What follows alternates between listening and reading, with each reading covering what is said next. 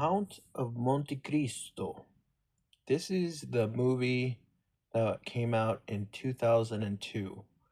There are so many of these. This is one of the best books that I've heard about, and I wanted to read it, but I just can't read it. So I watched the movie, and surprisingly, it is a pretty interesting story. But as far as a movie, it was a pretty good movie. I really did enjoy it. I would say in modern times, this movie would be good as a three-part TV drama than an actual full movie. It does kind of feel like a TV drama, like a TV movie, but the cinematography and the costumes and the sets are all pretty damn good. I don't know to what standard, but it's shot pretty well. The story is about two friends that live, I don't know exactly when they live, but they live around the time of Napoleon. And they're just two dudes that are friends and all that stuff.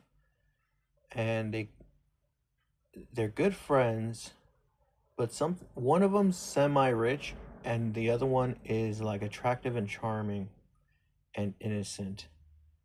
And the one that is attractive and charming kind of pisses off the one that is short and a little bit wealthy. He's kind of like a spoiled brat. And it's because of this one girl that he really likes. But the girl is bonkers for the poor guy that is charming and attractive. So what ends up happening, it's a very complex story, but what ends up happening is that the attractive one is put into prison by his friend, kind of set up a little bit by accident, a little bit of his own doing, because he accepted a letter from one of Napoleon's um, guards or whatever, and that was high treason in those days because Napoleon was an enemy back in those days. So he was not aware of that he did that. So he ended up doing about 15 years in prison. He was there for life, and he was locked in a dungeon for life, but he managed to escape. And when he escaped, um he got his vengeance on his friend that ended up marrying the girl that was in love with him. So in my mind, it's kind of like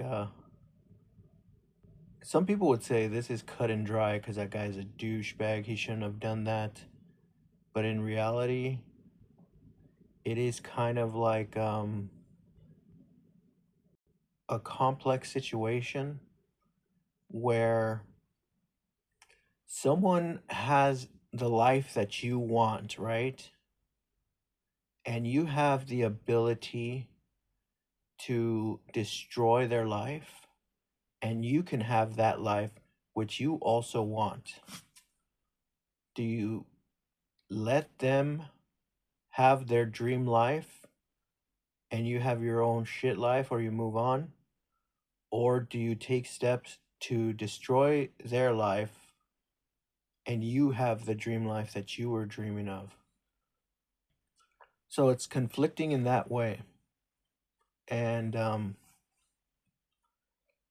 movie was good, it was interesting, but this is not one of those movies that's on anyone's top 10 list unless you read a lot of classic novels. The movie has a very niche audience, which is readers of classic novels. This movie, if they came out with this movie today, I don't think it's going to break box office records. I think most people would rather see a Marvel movie or a Spider-Man movie than this movie. But I would have to say this story is a lot stronger than any story that I have seen in Marvel. The writing on here is really good. The story is very good. I don't know so much about the writing, but the story is pretty interesting. And the movie could have gone longer. It could have gone like 2 or 3 more hours, just to expand the story better in more detail. But they had to shorten it to about 2.5 hours. I would assume that the book is far better than this movie, but the movie was pretty good. The cinematography was okay. It wasn't the best, but it was up there. Costume designs were good. The acting was great. There was fight scenes. There were sword fights.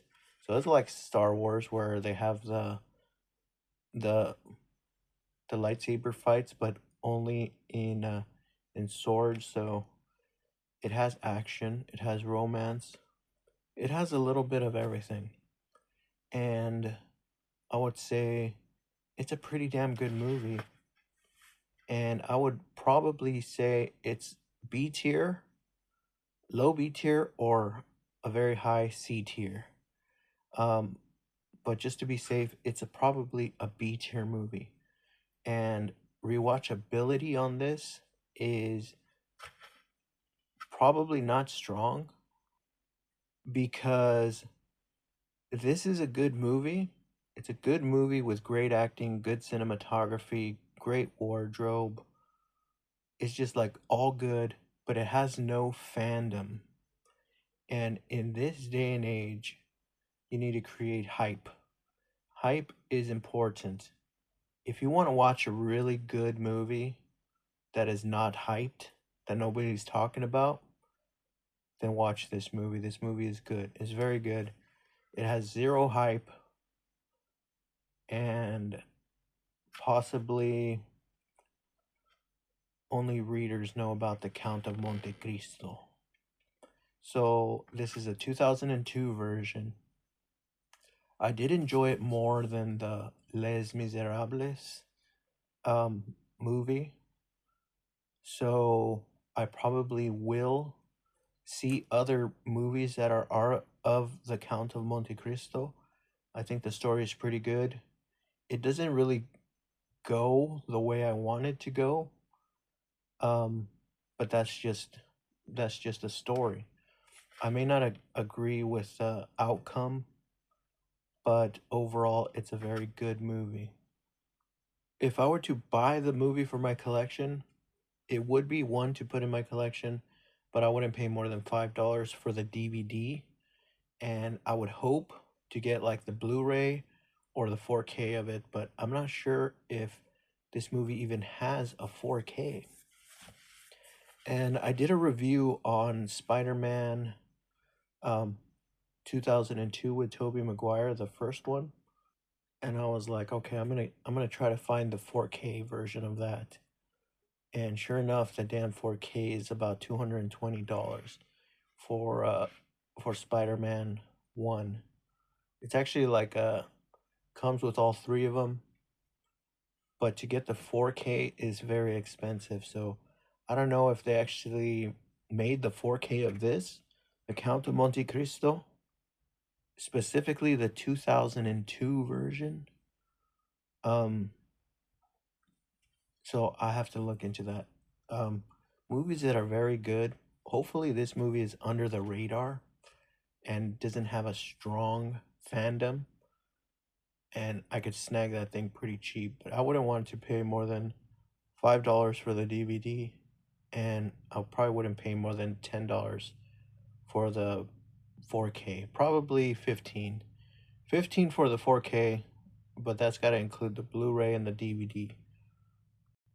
Also, um, like I said, it doesn't have a fandom, so you're basically watching it just because it's a really good movie, a B tier movie, and ironically, B tier movies are very hard to find.